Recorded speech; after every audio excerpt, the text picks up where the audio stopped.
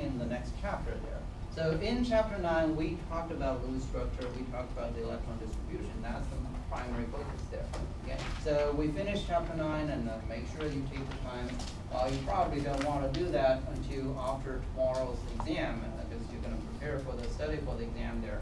So when you finish the exam tomorrow there, make sure you start working on the questions assigned. You already turned in the homework assignment for chapter 8. So make sure you start working on the questions assigned in chapter 9 there, and try to finish it as soon as possible. Okay. Our next chapter, chapter 10, we are going to look into other factors that affects how the electrons are being distributed. So if you look at the title of the chapter, there is this chemical bounding number 2.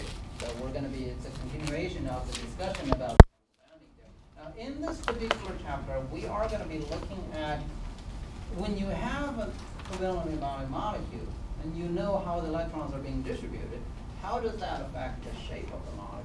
Or we're looking into the reason why some molecules are taking, like when you draw when you draw a Lewis structure for water there, this is what we do on paper.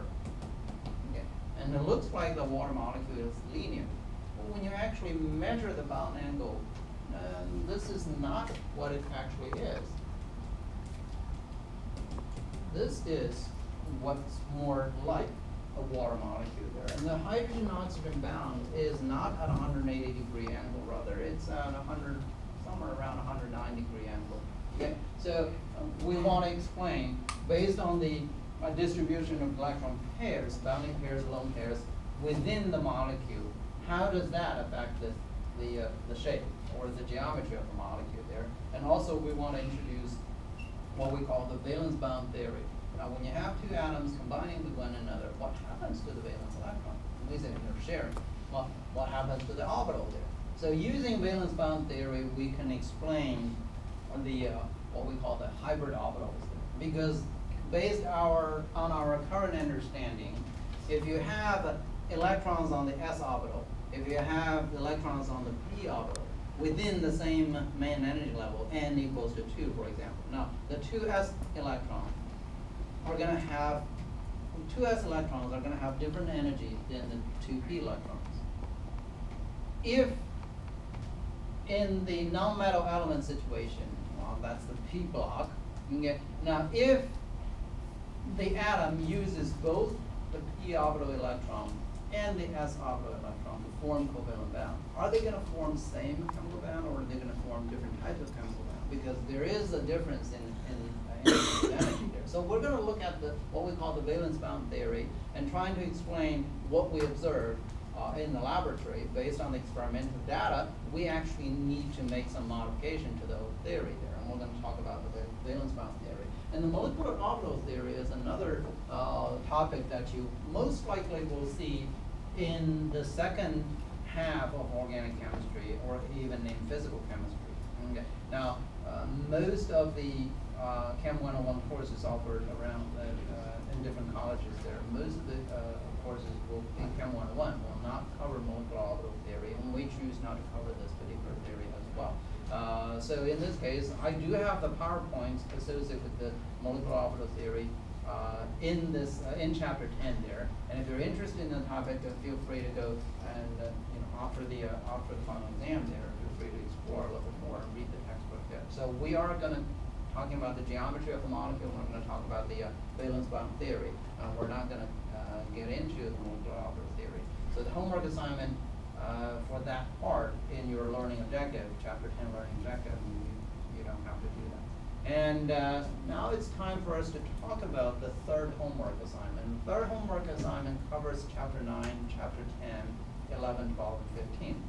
Now we will be on 11, 12, and 15 on Wednesday and Thursday. And Thursday is the last day of the class there. So it's not realistic for me to expect you to turn in all the questions assigned in all of the chapters there. The minimum amount of work you have to do for homework number 3 is chapter 9 and chapter 10, excluding the molecular orbital theory part.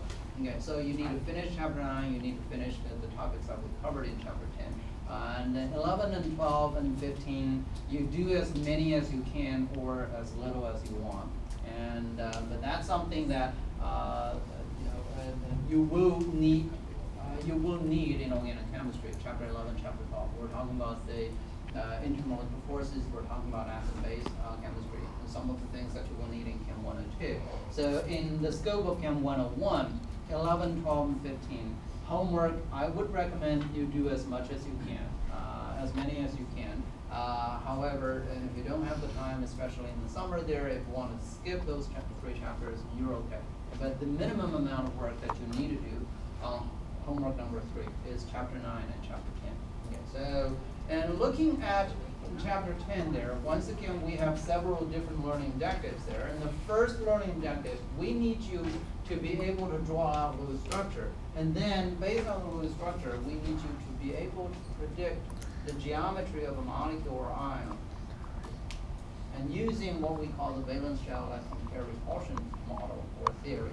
And also be able to determine if a given molecule, for diatomic or polyatomic there, whether a particular molecule is polar or non-polar. Now remember, in chapter 9, we left this particular topic, I think in chapter 8, and we left this topic behind. And when we're talking about the polar bound, non-polar bound, the polar, non-polar nature of the chemical bound there, is that if you have a diatomic molecule, and you have a polar bound in there, well, you have a polar molecule. Yeah. And if you have a diatomic molecule, you have a non-polar bound, that's a non-polar molecule. So when it involves polyatomic atoms there, it not only has something to do with the bound polarity, it also has something to do with how many lone pair of electrons that we have on the single atom.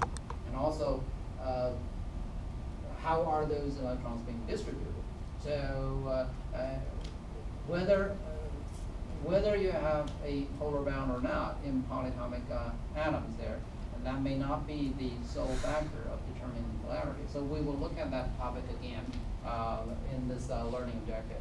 Okay, so talking about the molecular shape or the models and the geometry of the molecule, if you draw a Lewis structure for methane, CH4, this is what you come up with.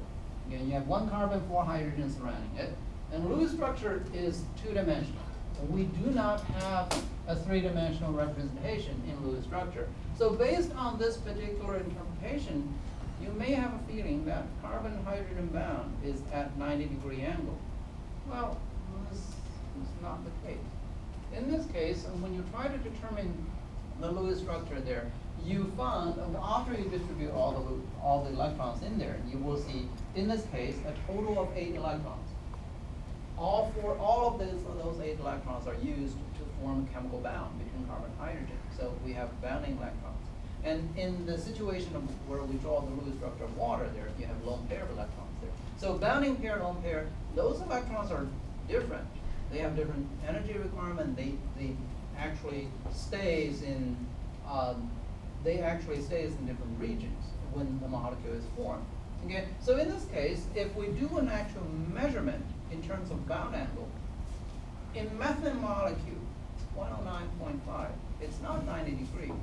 Now, if you multiply 109.5 by 4, you end up with 438 degrees. Now, we know on a 2-dimensional structure, 360 degrees. That's a full circle there.